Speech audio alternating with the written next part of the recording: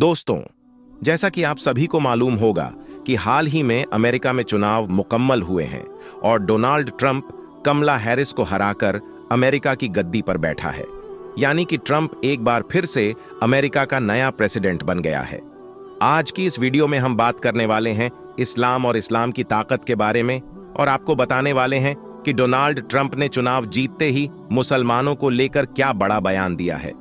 मुसलमानों को और इस्लाम को अपना दुश्मन समझने वाला देश अमेरिका आज किस तरह से इस्लाम को सुपर पावर कहने लगा है, कैसे आज इस्लाम की ताकत को पहचानने लगा है, यह जानकर यकीनन आप लोग भी हैरान और परेशान रह जाओगे।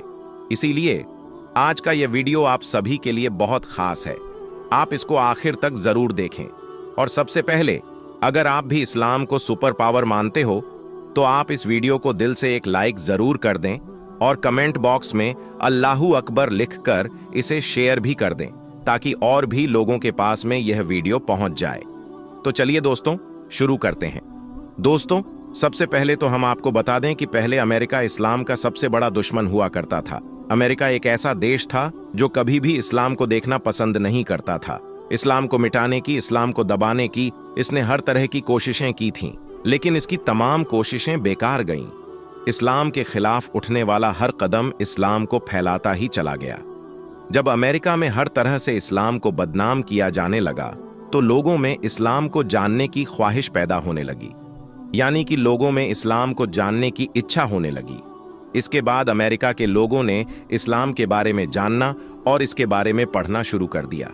और फिर जैसे जैसे लोग इस्लाम के बारे में पढ़ते गए वैसे वैसे उनके सामने इस्लाम की सच्चाई आती गई और उनको यह मालूम हो गया कि इस दुनिया में इस्लाम ही एक सच्चा मजहब है।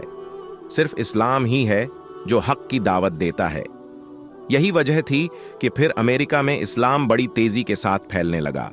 आज अमेरिका में सबसे ज्यादा तेजी के साथ फैलने वाला अगर कोई धर्म और मजहब है तो वह है सिर्फ इस्लाम।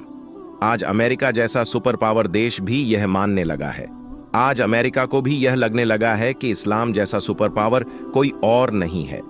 अब बात करते हैं हाल ही में हुए अमेरिका चुनाव और मुसलमानों के बारे में। इस चुनाव में डोनाल्ड ट्रंप को पक्का यकीन हो गया था कि इस चुनाव में उसकी हार पक्की है। वह इस चुनाव में हार रहा है। अब अगर उसको कोई जिता सकता है तो वह है सिर्फ अमेरिका के मुसलमान। इसलिए डोनाल्ड ट्रंप ने चुनाव से सिर्फ एक दिन पहले सोशल मीडिया पर मुसलमानों की खुलकर तारीफ की। इस बात से अमेरिका के मुसलमान इतने ज्यादा खुश हुए कि उन्होंने ट्रंप का खुलकर साथ दिया। यानी कि अमेरिका के सारे मुसलमानों ने ट्रंप को वोट दिया, जिसकी वजह से ट्रंप ने कमला हैरिस को हरा दिया और यह चुनाव जीत गया और एक बार फिर से अमेरिका का नया प्रेसिडेंट बन गया। इसके बाद डोनाल्ड ट्रंप ने जैसे ही यह चुनाव जीता तो उन्होंने अपने पहले भाषण में मुसलमानों का शुक्रिया अदा किया और कहा कि अगर मुसलमान उसे वोट न करते, अगर मुसलमान उसका साथ न देते तो वह कभी भी चुनाव नहीं जीत सकता था। और यही नहीं, इसके बाद डोनाल्ड ट्रंप ने इस्लाम की भी खूब तारीफ की। यानी कि पूरे यूरोप में इस्लाम बड़ी तेजी के साथ में फैल रहा है और खास करके अमेरिका में हाल ही में अमेरिका में इस्लाम कबूल करने वालों में बड़ी तेजी के साथ इजाफा हो रहा है। अभी हाल ही में अमेरिका के एक चर्च में अजान भी दी गई थी, जिसे आपने भी सोशल मीडिया के जरिए से जरूर सुना या देखा होगा। और यही नहीं, अब तो लंदन अमेरिका और न्यूजीलैंड की असेंबली में भी कुरान पाक की तिलावत होने लगी है। और जहां पर अजान को बैन किया गया था, यानी कि जहां पर अजान पर पाबंदी लगाई गई थी, वहां पर अब अजान देने का सिलसिला भी शुरू हो चुका है। यहां तक कि वहां के कई वैज्ञानिक भी इस्लाम की तालीम को सच साबित कर चुके हैं।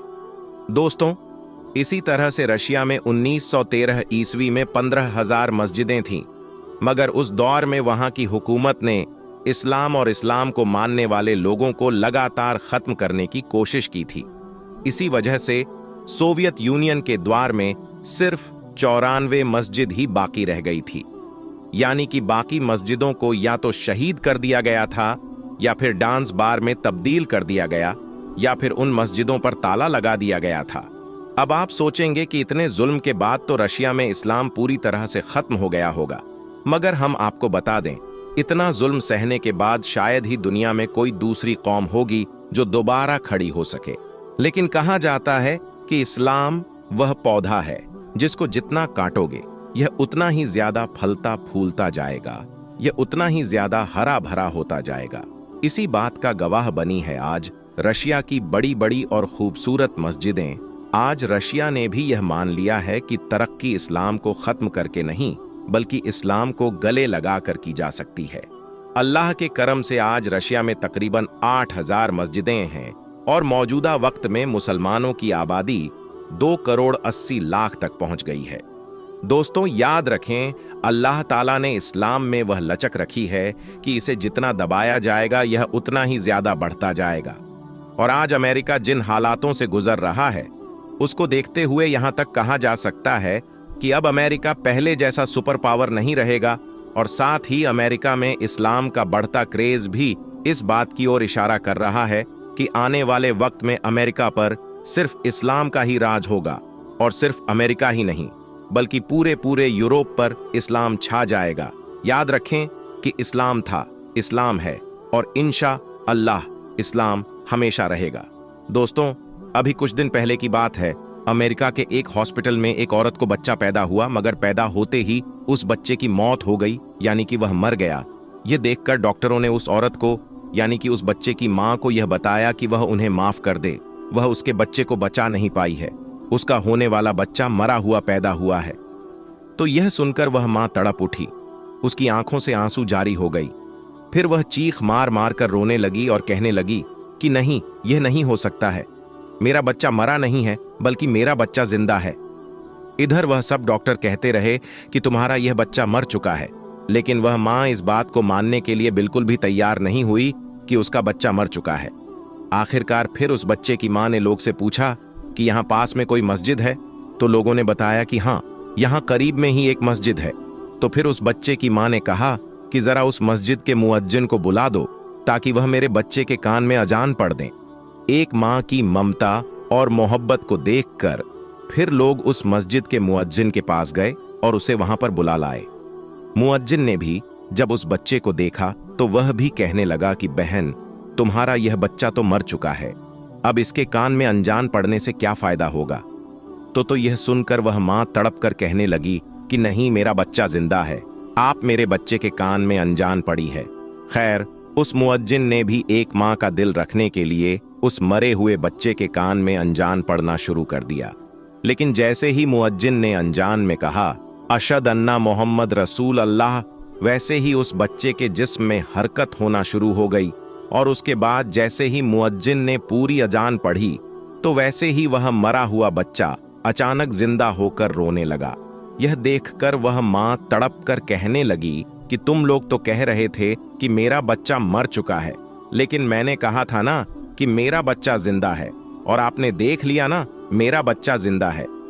जब डॉक्टरों ने अल्लाह के इस करिश्मे को देखा तो वह भी हैरान रह गए और वह मजबूर होकर कहने लगे कि जब एक अजान में इतनी ज्यादा ताकत है, जब अजान की आवाज सुनकर एक मरा हुआ बच्चा जिंदा हो सकता है, तो फिर जिसने अजान को बनाया है, जिसने इस तमाम जहान को पैदा किया है, उस खुदा के पास में कितनी ज्यादा ताकत होगी। उसके बाद अल्लाह के इस करिश्मे को देखकर वहां पर मौजूद तमाम डॉक्टर उस मस्जिद में गए और कलमा पढ़कर वह सब के सब मुसलमान हो गए। तो दोस्तों, देखा आपने, अजान का पावर और एक मां की दुआ का असर, एक मरा हुआ बच्चा भी अल्लाह की कुदरत से जिंदा हो गया। सुभान अल्लाह। दोस्तों, उम्मीद है कि आपको आज का यह वीडियो बहुत बहुत पसंद आया होगा। इस वीडियो को अपने दोस्तों में शेयर जरूर करें, क्योंकि हदीस पाक में वाज़े तौर पर यह बताई गई है कि दीन इस्लाम की बातों को दूसरों तक पहुंचाना सदका ए जारिया गी दे।